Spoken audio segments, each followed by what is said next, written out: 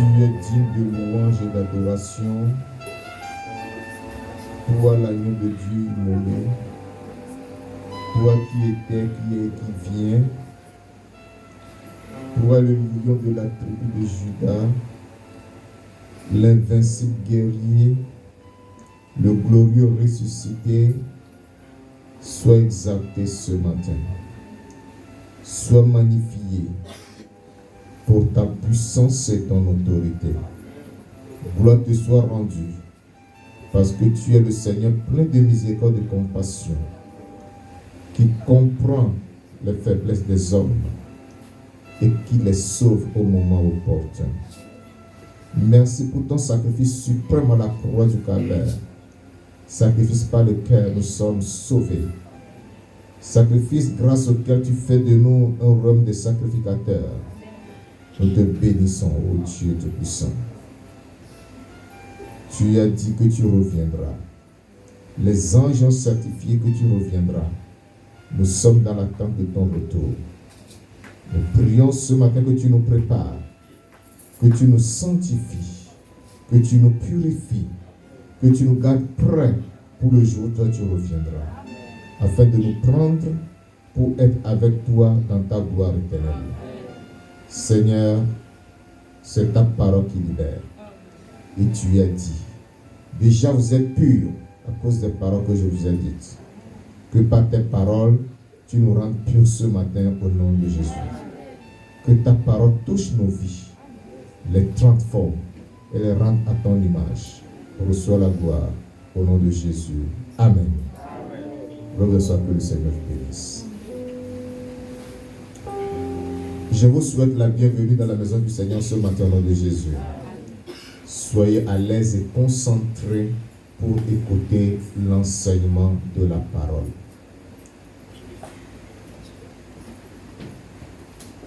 Je développe ce matin le thème du retour de Jésus. Le retour de Jésus. C'est ça le thème que je me permets de développer ce matin. Et puisque c'est un thème, parce que Jésus a dit, il s'en va, mais il reviendra. Les anges ont dit à ses disciples qui ont assisté à son ascension, hommes galiléens, pourquoi vous arrêtez-vous à regarder Jésus? Ce Jésus que vous voyez allant au ciel reviendra de la même manière. Alléluia. Preuve que Jésus reviendra. C'était une confirmation. Et la parole l'a attesté en plusieurs endroits. Les apôtres, dans leur enseignement, nous ont certifié le retour de Jésus-Christ. C'est pour cela que il est très important que nous soyons enseignés sur le retour de Jésus. Et le sous-thème que nous développons ce matin, c'est la première étape de Jésus. La première étape de Jésus, 2 points, l'enlèvement. La première étape de Jésus, 2 points, l'enlèvement. Parce que quand Jésus reviendra, ce sera pour l'enlèvement. Qu'est-ce que l'enlèvement? Je vais expliquer l'enlèvement avant de lire le texte qui nous parle de l'enlèvement. Avant d'expliquer l'enlèvement, permettez-moi de vous dire ceci. S'il y a un événement que l'Église de Jésus-Christ attend aujourd'hui, un événement sûr et certain que l'Église de Jésus-Christ attend aujourd'hui, c'est l'enlèvement. C'est-à-dire le retour de Jésus pour prendre son Église. Ouvrez bien vos oreilles. Quand je parle de l'Église de Jésus, je ne parle pas d'une église locale ou d'une dénomination ou d'une assemblée quelconque. L'église de Jésus, c'est l'ensemble des hommes et des femmes, des jeunes filles et des jeunes garçons, des adolescents et des adolescentes, de tous les enfants qui ont cru en Jésus et qui l'ont accepté comme Seigneur et Sauveur personnel, qui sont lavés dans son sang et qui vivent dans la sanctification, étant remplis du Saint-Esprit et attendent le retour de Jésus. C'est cela qu'on appelle l'église de Jésus-Christ. Donc l'église de Jésus, ce n'est pas un bâtiment. Si je dis que Jésus reviendra pour enlever son église, bien pour prendre son église, je ne dis pas que Jésus revient pour enlever l'église des affranchis, mais son église qui est encore invisible, inconnue, parce que ceux-là qui sont réellement nés de nouveau, qui sont lavés dans le sang de Jésus, qui sont purifiés et qui vivent dans la sainteté, ne sont connus que de lui seul. Moi, je te vois, tu es chrétien. Quand je vois ton attitude, ton comportement, je peux dire que, oh, c'est un frère, il est sérieux, il est né de nouveau, il est sanctifié, il a l'Esprit de Dieu. Mais toi seul, tu te connais mieux que moi-même. Chacun se connaît. Tu te connais mieux que je ne te connaisse. Mais par-delà, c'est Dieu qui connaît chacun de nous. Et Jésus, c'est quand il reviendra, qui prend, qui ne pas prendre. C'est pour cela que nous devons nous efforcer d'entrer par la porte étroite. Cette porte qui est étroite et que peu de personnes voient et y entrent. Parce que la majorité se trouve sur le chemin large et spacieux. Ça, c'est la voie de la majorité. Et il faut que nous nous efforcions d'être sur la voie de la minorité pour que le Seigneur vienne nous trouver prêts et nous prenne avec lui. Alléluia. L'enlèvement dont nous parlons en tant que première phase ou première étape du retour de Jésus-Christ dérive du mot latin raptu, qui veut dire enlever ou saisir, attraper au vol. Attraper au vol. Donc Jésus va nous attraper au vol. Ça voudra dire quoi? Nous allons quitter cette terre. La puissance de Dieu va nous attirer. Parce que quand Jésus reviendra, ses pieds ne vont pas toucher la terre. Permettez-moi de vous expliquer ceci. Je parle de la première étape. Ce qui voudra dire que dans le retour de Jésus, il y a deux étapes. Dans la première étape, si tu veux comprendre la deuxième étape, sois là le dimanche prochain. Alléluia. Alléluia. Amen. Je parle aujourd'hui de la première étape. Quand Jésus reviendra dans la première étape pour enlever son église, ses pieds ne vont pas toucher la terre. Il ne descend pas. Nous allons lire le texte bientôt. Le texte va nous expliquer ça. Il viendra, il va rester sur les nuées dans les airs là-bas.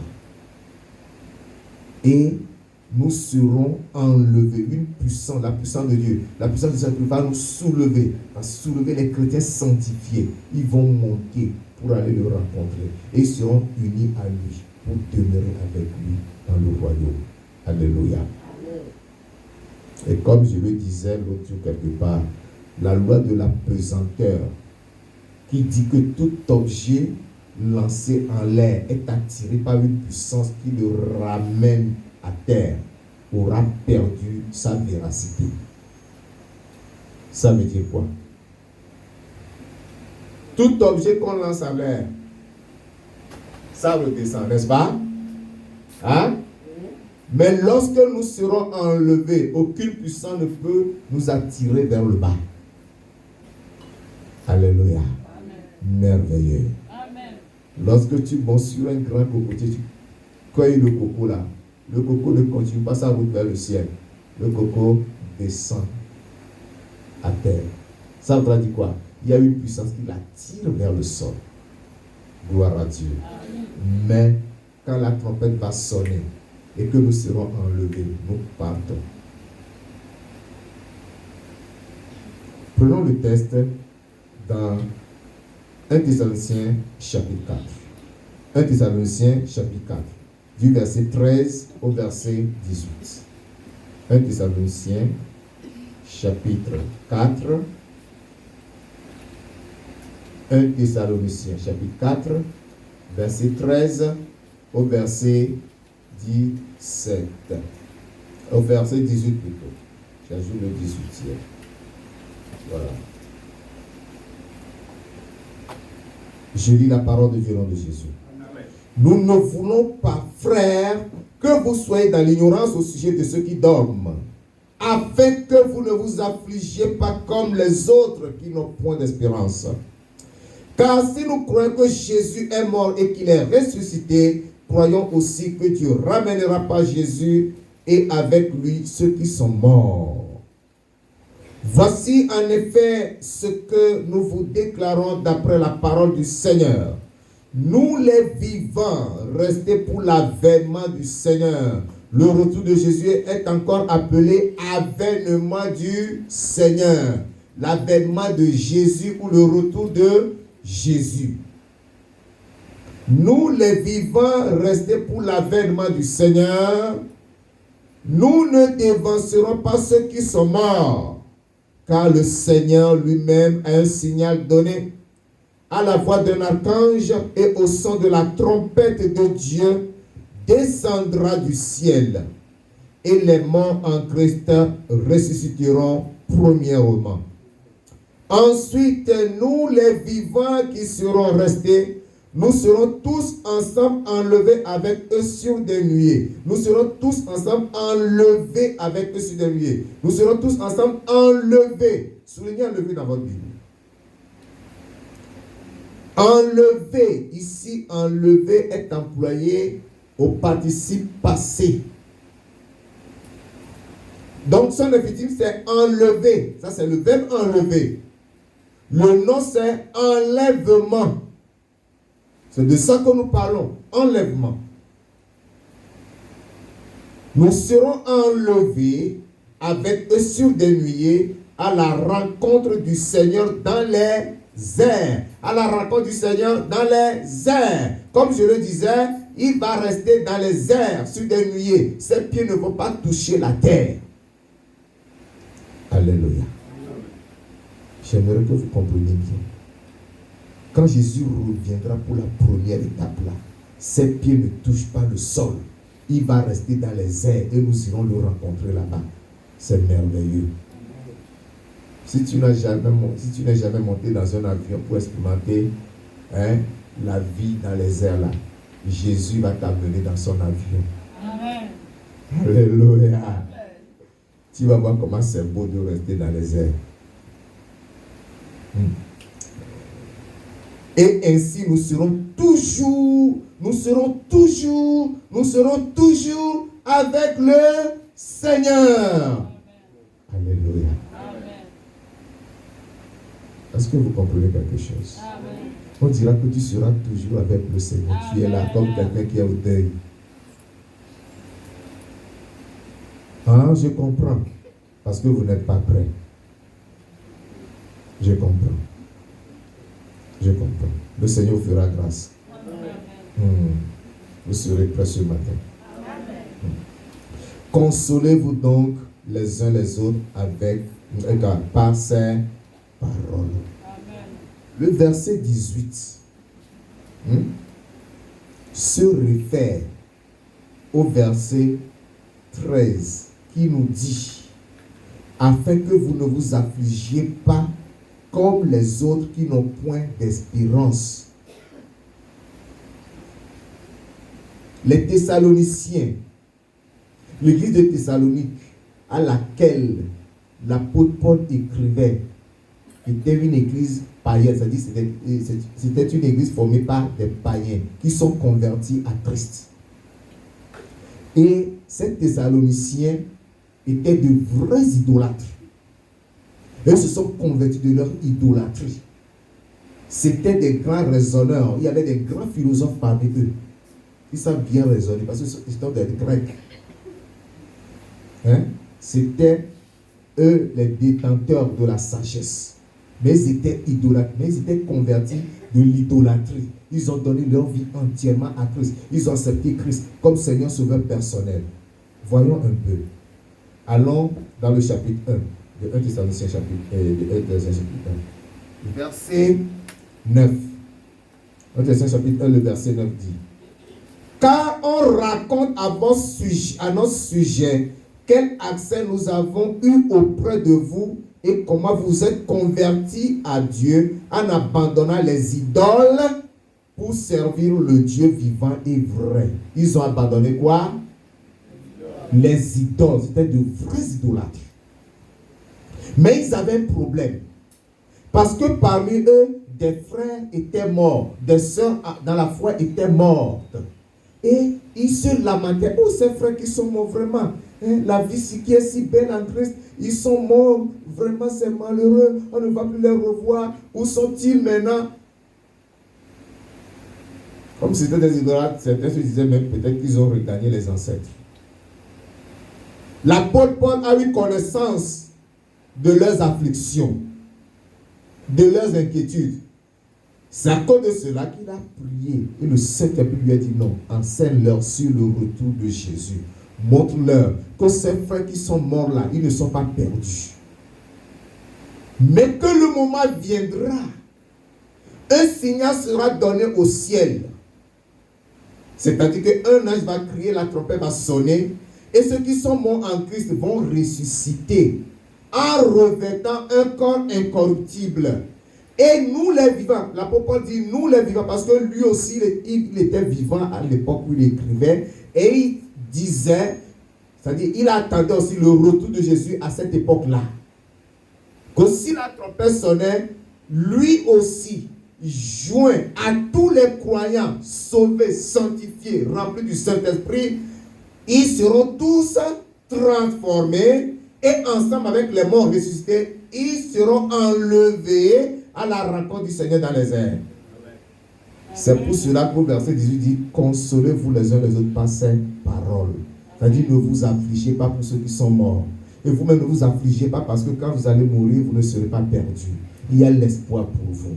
Mais pendant que vous vivez, sachez que ceux qui sont déjà morts, lorsque ce temps viendra, ils vont ressusciter. Et nous les vivants ensemble avec eux, nous serons changés. Et nous allons monter ensemble rencontrer le Seigneur. Et ainsi nous serons pour toujours avec le Seigneur. Amen. Alléluia. Amen. Il faut comprendre la parole de Dieu. Comprends bien la parole de Dieu. L'apôtre Paul a bien enseigné. Il a donné le même enseignement dans 1 Corinthiens chapitre 15, du verset 51 au verset 54. Il a encore précisé l'enlèvement là-bas. Notez 1 Corinthiens 15, 51 à 54.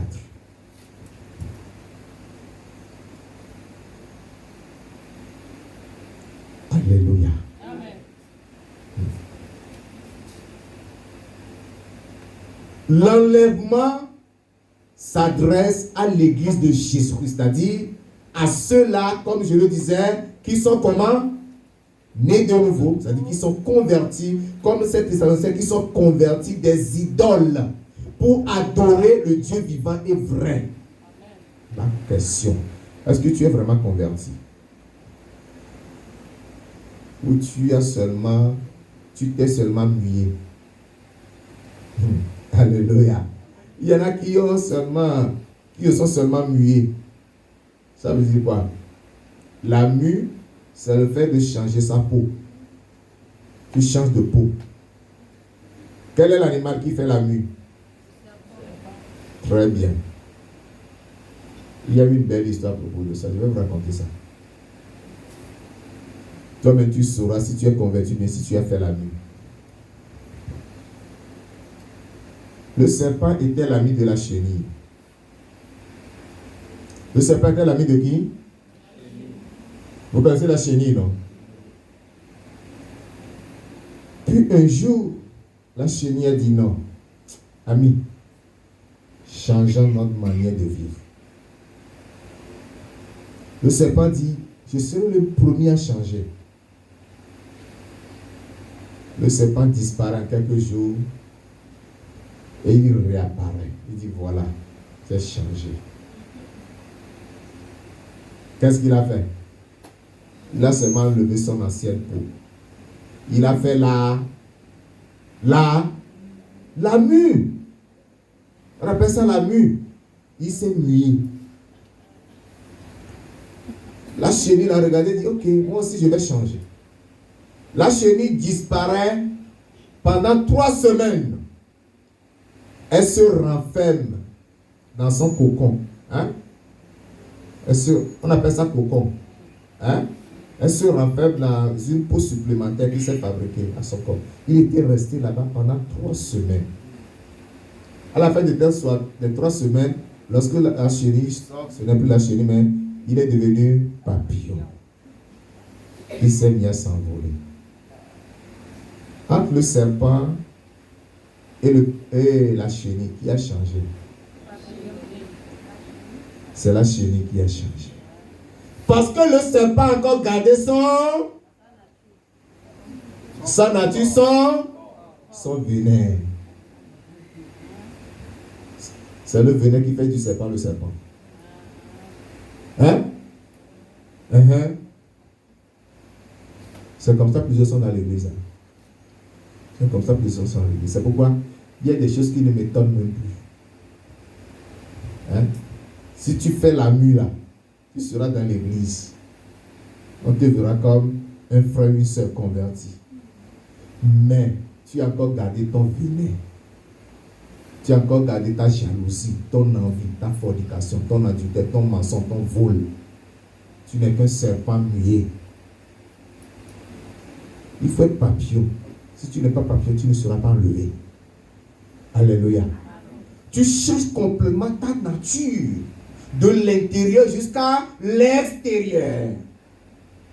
Si tu vois le papillon, si on t'a dit que ce papillon-là a été chenille, est-ce que tu vas croire? Non! Le changement est complet. Il faut se métamorphoser. C'est ce que les Thessaloniciens ont fait. Ils ont abandonné l'idolâtrie pour s'accrocher à Jésus-Christ. Convertissez-vous. Convertissez-vous. Alléluia. Amen. Le Seigneur vous aidera au nom de Jésus. Je veux vous parler de 3 éléments. Premièrement, les événements caractéristiques de l'enlèvement. Quels sont les événements par lesquels nous allons reconnaître l'enlèvement? Ou quels sont les événements que nous enseigne la Bible sur l'enlèvement? Donc, les événements caractéristiques de l'enlèvement. C'est la première chose. Je vous explique ça d'abord, avant qu'on passe au deuxième élément. Alors, la Bible nous dit ceci. Lisons 1 Thessaloniciens chapitre 4. Prenons les versets 16 et 17. Versets 16 et 17. Car le Seigneur lui-même a un signal donné à la voix d'un archange et au son de la trompette descendra du ciel et les morts en Christ ressusciteront premièrement. Ensuite, nous les vivants qui serons restés, nous serons tous ensemble enlevés avec eux sur des nuées à la rencontre du Seigneur dans les airs. Et ainsi, nous serons toujours avec le Seigneur. Amen. Amen. Dans ces 2 versets, nous trouvons les événements caractéristiques de l'enlèvement. Le verset 7 nous dit, à un signal donné. Quel est le signal? Dans le signal, il y a 3 éléments. D'abord, la voix de l'archange. C'est-à-dire qu'un archange, un ange supérieur, un grand ange, va crier, va pousser un cri. Ensuite, un autre ange va sonner la trompette. La trompette sonnera. Enfin, Jésus descendra. Alléluia. Amen. Ça, c'est le signal. Ça, c'est le signal. Le cri de l'archange, le son de la trompette. et Jésus va descendre. Nous sommes d'accord? Alléluia. Maintenant, quand Jésus va descendre, qu'est-ce qui va se passer? Ça, c'est le deuxième élément caractéristique. Donc, dans le premier élément caractéristique, il y a 3 sous-éléments. Le cri de l'ange, le son de la trompette, la descente de Jésus. Deuxième élément caractéristique. Les morts en Christ ressusciteront premièrement. Tous ceux qui sont morts en Christ, les frères qui sont morts, qui nous ont laissés, ils vont ressusciter premièrement. Ils revêtiront l'incorruptibilité. Parce que lorsqu'ils étaient morts premièrement, d'abord, et enterrés, leur corps s'était décomposé. Ça, ils ont été corruptibles. Maintenant, lorsqu'ils vont ressusciter, ils vont prendre un nouveau corps qui ne sera plus jamais corrompu, qui ne pourra plus se détériorer, qui ne pourra plus pourrir. C'est ça qu'on appelle l'incorruptibilité. D'accord? Troisième élément caractéristique, c'est que au même moment que les chrétiens morts ressusciteront, les chrétiens vivants seront transformés. Alléluia. Ça va se passer de façon simultanée, c'est-à-dire au même moment. Pendant que les autres se réveillent, les autres vont se transformer. Il y aura la transfiguration. C'est pour cela que Jésus même s'est transfiguré sur la montagne devant ses disciples bien-aimés. Alléluia. Pour nous dire que le moment viendra, vous aussi vous serez transfigurés. Alléluia. Et lorsque cette transfiguration aura lieu, c'est que nous deviendrons immortels. C'est-à-dire que nous n'allons plus mourir. Alléluia. Nous allons revêtir l'immortalité. Lorsque les morts ressuscités vont revêtir l'incorruptibilité, nous allons revêtir l'immortalité. Et ainsi, nous serons pour toujours avec le Seigneur. Ce qui voudra dire que les maladies, les afflictions, la faim, tout ce qui est problème, les persécutions, tout cela, ça va rester sur la terre ici. Alléluia. Ce n'est plus notre problème. Ce n'est plus notre problème. La vie chère, la facture de la SCGO, la taxe sur l'habitation, c'est derrière nous. C'est pourquoi on doit prier pour vite partir. Alléluia. Il faut prier pour partir, il n'y a rien dans ce monde. Je continue. Quatrième élément caractéristique, c'est que les ressuscités et les transfigurés, alléluia, seront tous ensemble enlevés au même moment. Tous seront attirés par la puissance du Saint-Esprit à la rencontre de Jésus dans les airs. Et ainsi, ils seront pour toujours unis avec Jésus-Christ.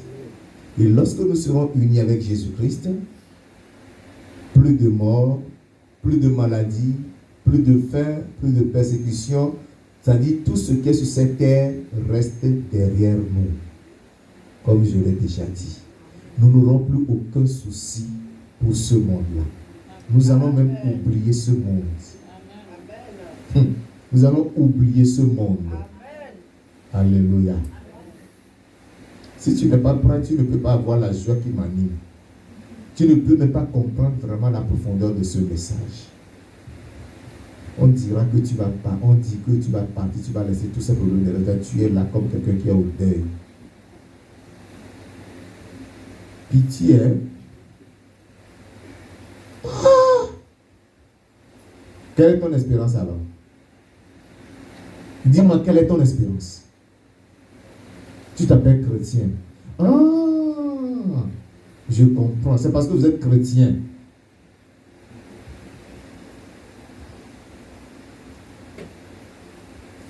Permettez que je vous dise.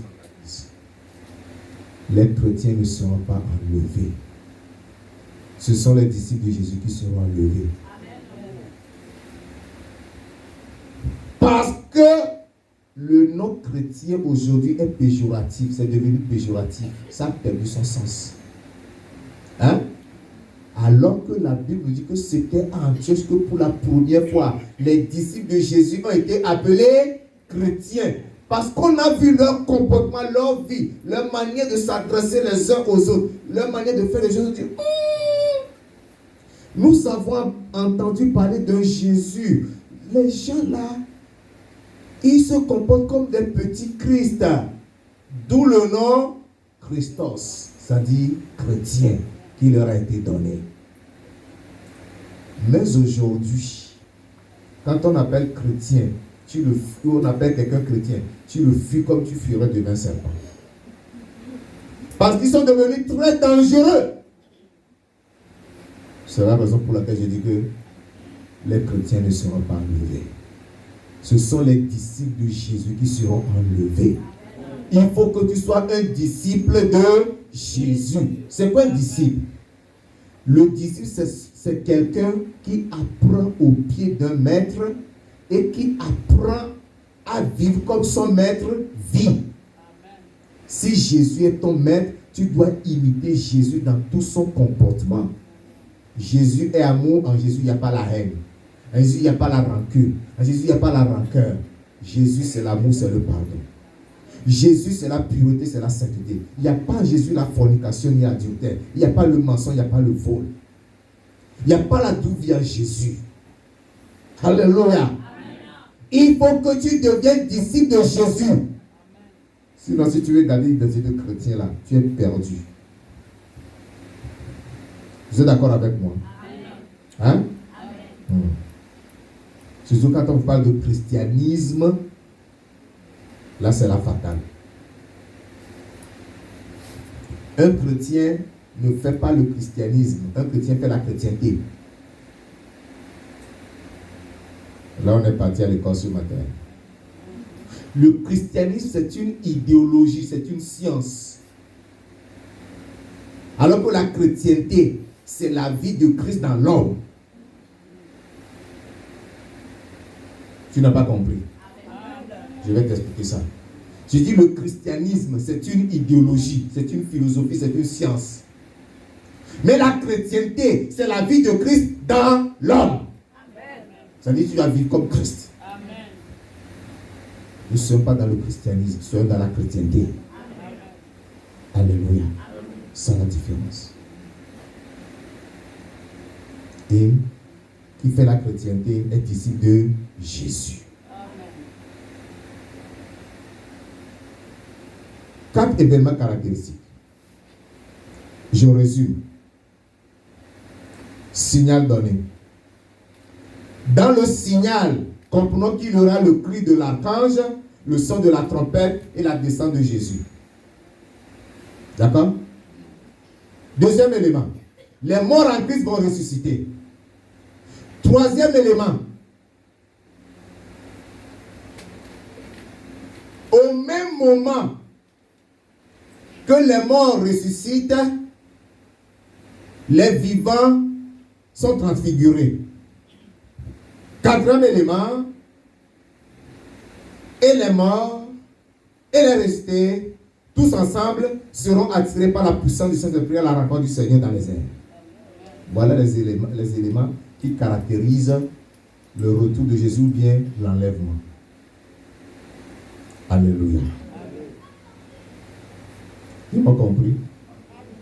Hein? Quand vous allez dans la Bible, quand vous allez lire l'Apocalypse chapitre 20, à partir du verset 1 jusqu'au verset 6 là, on va vous parler d'une résurrection des morts là-bas et on dira heureux et saints ceux qui ont pris part à la première résurrection, car la seconde mort n'aura plus de pouvoir sur eux. C'est différent de la résurrection dont je parle ici. Cette résurrection-là, c'est la résurrection qui aura lieu lors de la deuxième étape du retour de Jésus. D'accord? Et cette résurrection ne concerne pas nous les chrétiens qui vivons aujourd'hui. Cette résolution concerne les chrétiens qui vont refuser la marque de la bête, les 666, pendant la grande tribulation. C'est eux qui vont ressusciter. Et peut-être aussi avec les saints de l'Ancien Testament. Ça, c'est une parenthèse. J'aurai le temps d'expliquer ça dans un autre enseignement sur le retour de Jésus. Je vais au deuxième point de mon message. Le premier point, bien compris, non? Amen. Hein? Amen. Ok. Je vais au deuxième point. L'enlèvement, l'espérance bénie des fidèles disciples militants. L'enlèvement, l'espérance bénie des fidèles disciples militants. Je dis bien fidèles. Il faut être fidèle à Jésus-Christ, être fidèle à la foi en Christ.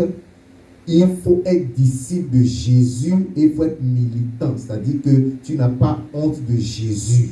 Et rien ne prend la première place dans ta vie lorsqu'il s'agit des affaires de Jésus. Amen. Tu es militant. Un militant annonce l'œuvre de son maître. Amen. L'enlèvement, l'espérance bénie des fidèles disciples militants. L'assurance que nous avons que notre Seigneur Jésus viendra nous arracher à ce monde pour être avec lui toujours est l'espérance bénie de tous les rachetés. Cette assurance-là, c'est notre espérance. C'est-à-dire que 1 Corinthiens chapitre 15, le verset 19, je pense bien, nous dit que si c'est dans cette vie seulement que nous espérons en Jésus-Christ, nous sommes les plus malheureux de tous les hommes. Alléluia. Amen. Si c'est dans cette vie seulement que nous espérons en Jésus, nous sommes les plus malheureux de tous les hommes.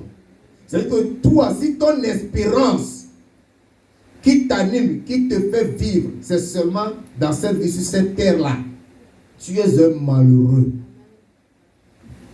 Je veux le miracle, je veux la délivrance, je veux le mari, je veux la femme, je veux la maison, je veux le travail, je veux voyager, je veux construire, je veux acheter une voiture. Si c'est en ça que toi tu espères là, tu es malheureux. C'est ce que la Bible dit. L'espérance bénie du chrétien, c'est que Jésus viendra l'arracher de ce monde impie pour l'amener au ciel afin qu'il soit avec lui. C'est pourquoi je parle de l'enlèvement, l'espérance bénie des fidèles disciples militants. Il n'y a pas autre chose qui soit plus glorieuse, qui soit plus merveilleuse que l'avènement de Jésus pour prendre son église. C'est ça qui doit être ton souci. Avec cette espérance, tu dois travailler pour bien vivre afin de ne pas vivre dans le péché, dans la compromission.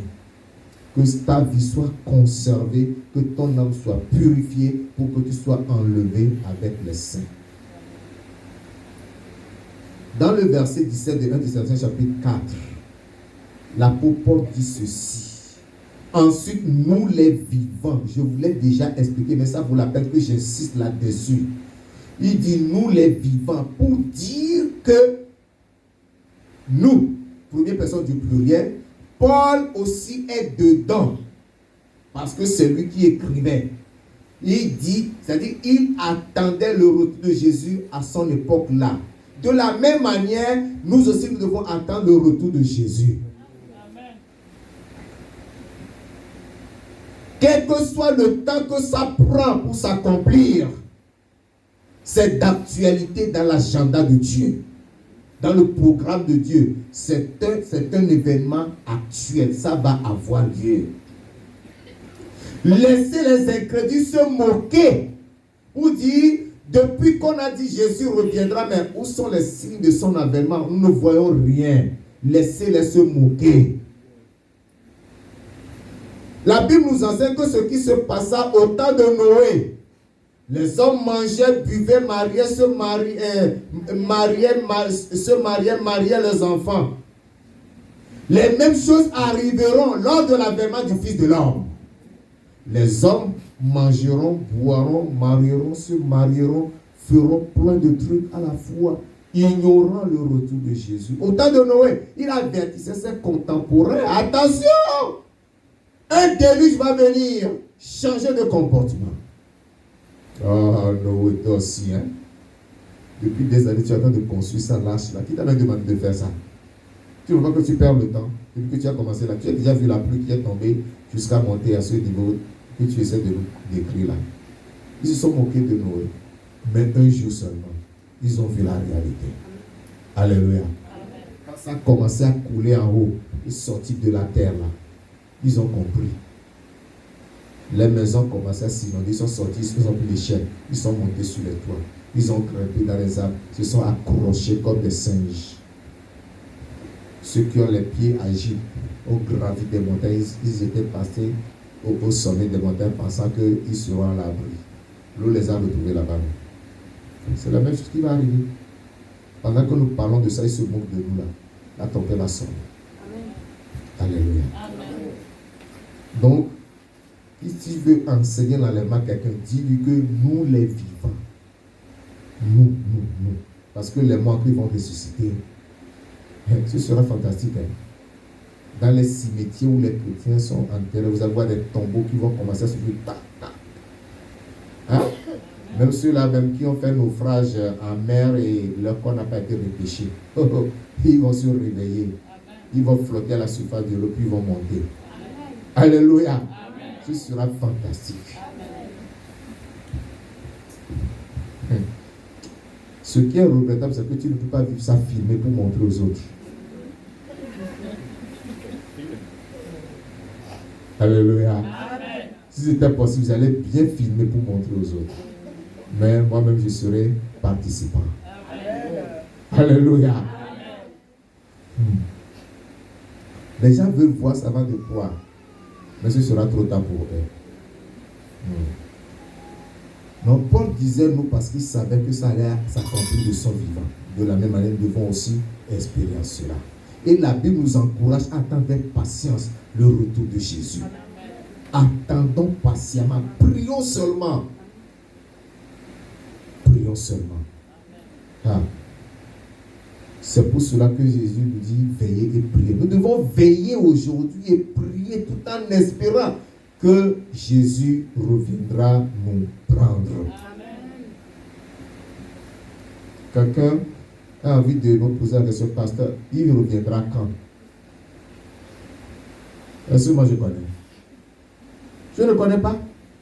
Jésus même a dit quoi? Ni les anges, ni lui-même. Le Père seul a ce programme-là. Le Père seul sait quand cela aura lieu. Parce que lui-même, on lui dira, il est temps, descend. Et il va descendre. Et c'est ça la réalité. C'est ce qui va se passer. Personne ne connaît ce temps-là. Donc je ne peux pas te dire que ça va avoir lieu en 2027. 14 février 2027. Je t'ai menti. Si quelqu'un te dit que ça aura de telle date-là, dis-lui menteur. Faux prophète. Appelle le faux prophète. Personne ne connaît. C'est un temps, un moment, une période que Dieu seul connaît et qu'il a soigneusement déterminé.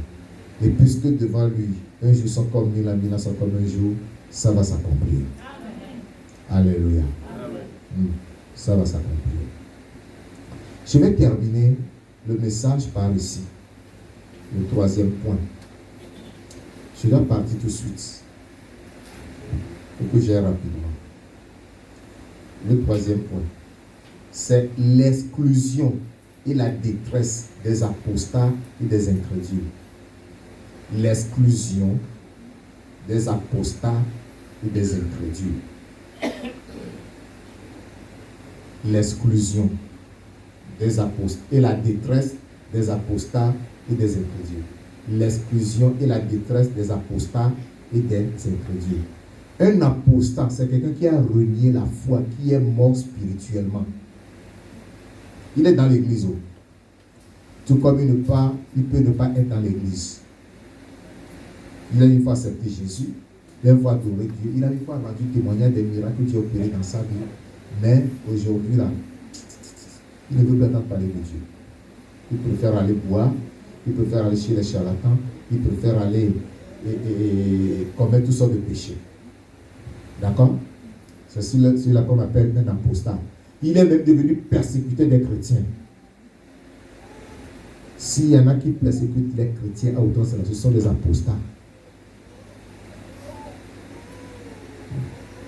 L'exclusion et la détresse des apostats et des incrédules. Les incrédules, c'est ceux-là qui ont le cœur dur, qui ne croient pas en Jésus. Ceux qui s'adonnent à d'autres pratiques, à d'autres religions. Nous sommes ceux qu'on appelle les incrédules. Ils ne croient pas. Ceux-là seront exclus. Qu'est-ce que je veux dire par là? Ils ne prendront pas part à l'enlèvement. Donc, comprends bien ceci.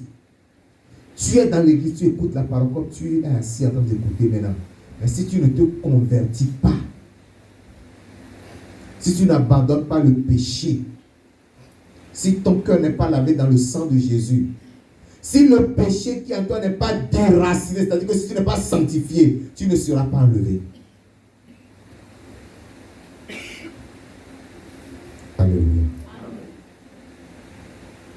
Si tu n'es pas sanctifié, tu ne seras pas enlevé. Si le péché demeure encore en toi, si tu pratiques le péché, mon frère, la désobéissance est là, ma soeur, l'incrédulité est là. C'est-à-dire, tous les péchés sont encore en toi, même un seul péché qui demeure en toi, là, ça te disqualifie. C'est à cause de ça que Jésus est venu avec la grâce, pour que nous puissions vivre au-dessus du péché. La loi ne permettait pas aux gens de vivre au-dessus du péché, mais la grâce nous donne la puissance de maîtriser le péché, de dominer le péché et de vivre selon le plan et la volonté parfaite de Dieu. C'est ça le sens de la grâce. La grâce n'est pas la licence qui te pousse à pécher, mais plutôt à dominer le péché. Quelqu'un me comprend? Tu as la grâce. C'est ce message de grâce que j'avais préparé pour le dimanche dernier. Et ça avait changé, c'est là. Je pensais que c'est ça qui allait passer ce matin, mais ça a changé encore.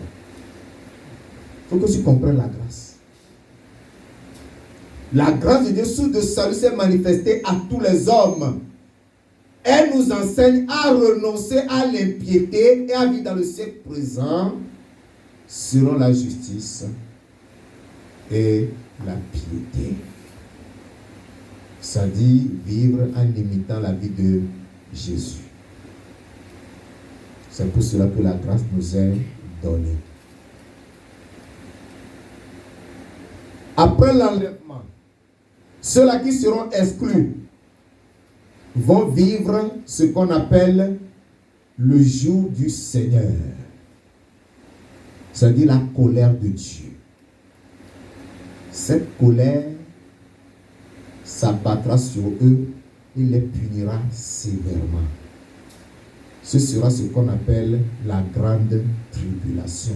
Nous aurons le temps d'en parler. Aussitôt après l'enlèvement, commencera sur terre la grande tribulation. Où l'Antichrist, avec ses agents, vont imposer leur gouvernement mondial. C'est ça qu'ils tentent de faire depuis là. Ils veulent faire l'expérience avant ce temps-là. Ils connaissent le programme de Dieu. Quand on parle de nouvel ordre mondial, qu'est-ce que vous comprenez? C'est ça. Tous les gouvernements mondiaux feront un. Ils auront une armée unique, une monnaie unique. Hein? Tout sera contrôlé par l'État. C'est l'État qui va vous donner à manger. C'est l'État qui fait vos factures. L'État vous donne tout. C'est pourquoi On nous soumet aux souffrances, aux difficultés pour que lorsque nous serons dépassés, disons, l'État prend tout en charge. L'État prend ta maison. Tu deviens locataire chez l'État. La grande tribulation, ça va venir. Et on va imposer aux gens la marque de la bête qu'on appelle comment? 666.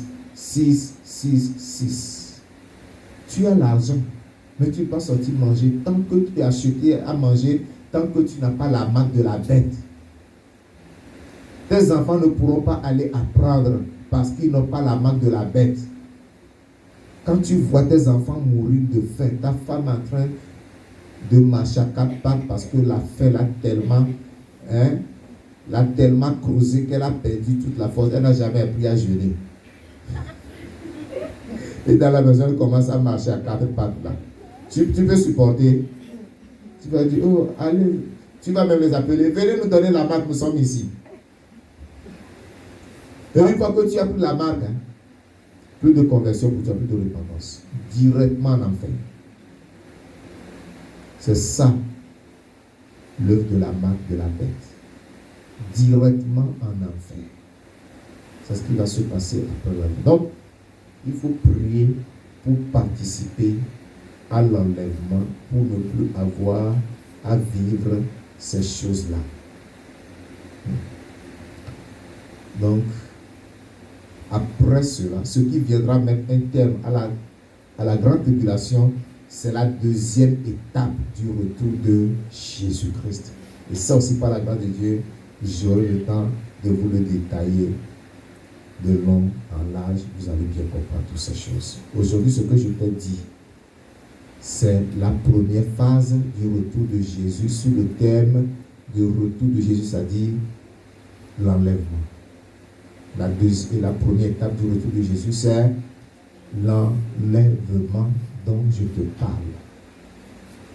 Seras-tu prêt pour être enlevé, pour être pris avec des saints si tu es vivant? Et si tu mourais, la trompette pourra te réveiller. La trompette va sonner au ciel, mais elle va retentir dans le monde entier pour réveiller tous les saints en Christ. Ils sont morts. Et pour changer tous les croyants vivants. Le jour-là, il n'y aura plus de blancs, il n'y aura plus d'asiatiques, il n'y aura plus de noirs. Nous deviendrons tous pareils. Nous allons revêtir le même corps glorieux qui ne connaîtra plus la mort ni la corruption. Amen. Alléluia. Amen. What shall you be? Où seras-tu? Où seras-tu quand la trompette sonnera? Où seras-tu quand elle sonnera? Quand elle sonnera pour réveiller les morts? Où seras-tu en ce jour? Lève-toi pour répondre à la question de la chanson. Où seras-tu quand la trompette sonnera? Où seras-tu quand elle sonnera, quand elle sonnera pour réveiller les morts? Où seras-tu en ce jour? Où seras-tu quand la trompette sonnera? Où seras-tu quand elle sonnera, quand elle sonnera pour réveiller les morts? Où seras-tu en ce jour? Seras-tu en train de commettre la fornication, en train de voler ou en train de mentir? Où seras-tu quand la trompette sonnera? Où seras-tu quand la trompette sonnera? Où seras-tu quand elle sonnera? Quand elle sonnera pour rassembler tous les saints? Où seras-tu en ce jour? Mon frère, réponds à cette question. Où seras-tu quand la trompette sonnera? Où seras-tu quand elle sonnera? Quand elle sonnera pour rassembler tous les saints. Où seras-tu en ce jour? Commence par jeter ton manteau de péché de souillure. Commence par te débarrasser de ce manteau de péché, de rébellion, de désobéissance. Commence par rejeter tout ce qui pourra te retenir. Parle à Dieu, mon frère, ma soeur. Les Thessaloniciens s'étaient réellement convertis. Dieu t'appelle ce matin à la conversion.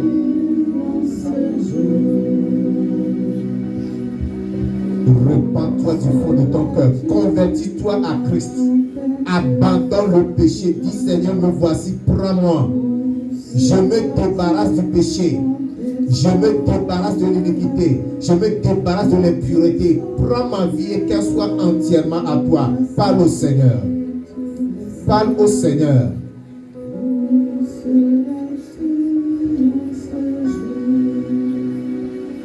Ce sujet est un sujet qui fait pleurer de vrais croyants qui ont le désir d'être enlevés, qui ont le désir de ne pas aller souffrir en enfer. Mais je te vois en train de me regarder. Bien-aimé, hey, le jour-là, tu seras surpris. Tu diras, ah, le pasteur nous disait ça. Mais ce sera trop tard pour toi. Et s'il y a une repentance à faire, s'il y a une restitution à faire, s'il y a une réparation à faire, c'est maintenant que tu prends la décision de le faire. Parle à Dieu. Parle à Dieu. Retourne au Seigneur. Abandonne le péché. Délaisse le péché. Jette le péché derrière toi. Convertis-toi véritablement. C'est la conversion véritable qui pourra te procurer la grâce d'être enlevé.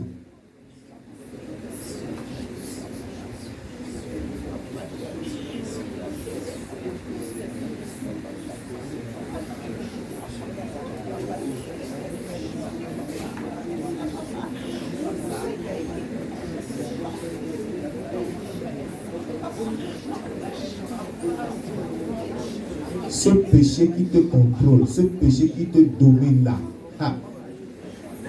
rejette-le loin derrière toi. Rejette-le loin derrière toi. Dis Seigneur, enlève ce péché de ma vie. Déracine ce péché de ma vie. Éloigne-le de moi comme le ciel est éloigné de la terre. Comme l'est est éloigné de l'ouest, éloigne de moi ce péché.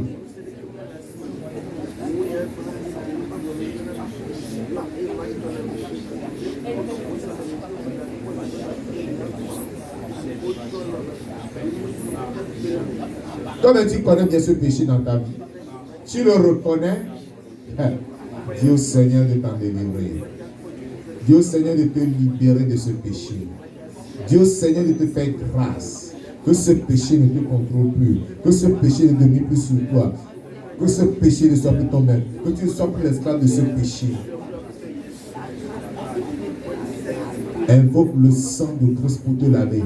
Invoque le sang de Christ pour te purifier. Invoque le sang de Christ pour te sanctifier. Invoque le sang de Christ pour sortir de ce péché.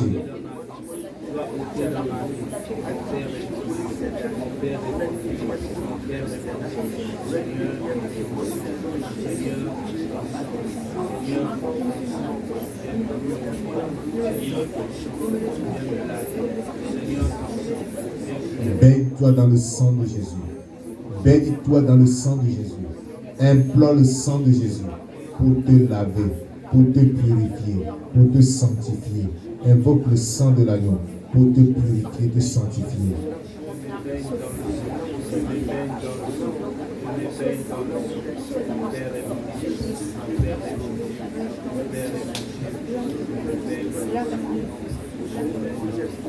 Au nom de Jésus-Christ, nous prions. Grand Dieu Tout-Puissant, merci pour ta parole. Merci de la manière dont tu nous as parlé clairement et distinctement. Nous l'avons compris. Et nous savons que sans la conversion véritable, sans la sanctification, sans le Saint-Esprit, personne ne sera levé. C'est pourquoi je conduis ton peuple à tes pieds ce matin. Tout vers tes regards compatissants, miséricordieux, de pardonner tous leurs péchés, quelle que soit leur noirceur, leur rougeur, l'état de ces péchés, leur gravité dans ta compassion, Seigneur. Pardonne ce matin et délivre de la puissance du péché au nom de Jésus-Christ. Que le sang de Christ les lave et les purifie entièrement. Que le sang les sanctifie et les prépare. Que ton puissant les remplisse et les prépare pour le jour où la trompette sonnera, afin que Seigneur, personne ne soit laissé derrière comme apostat ou incrédule, mais que tous nous soyons trouvés éveillés, prêts à rentrer dans ton royaume, et que tu nous prennes avec toi pour que nous soyons unis à toi pour demeurer pour toujours ainsi avec toi au nom de Jésus. Merci parce que je crois que tu l'as accompli. Que ton nom soit glorifié au nom de Jésus. Amen. Amen. Asseyez-vous.